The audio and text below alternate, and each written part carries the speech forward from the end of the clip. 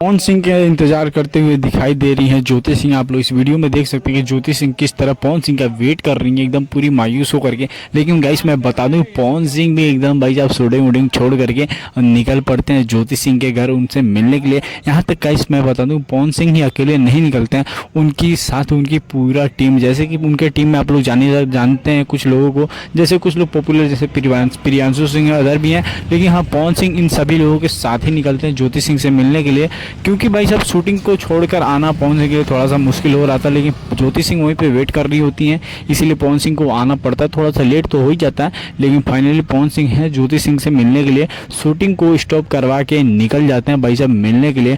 बाकी बहुत ही बड़ी ये बात है कि पवन सिंह जो है अपने काम को एक साइड रखते हैं, ज्योति सिंह से मिलना एक साइड ही रखते हैं, क्योंकि पवन सिंह के लिए ज्योति सिंह बहुत ही ज़रूरी है।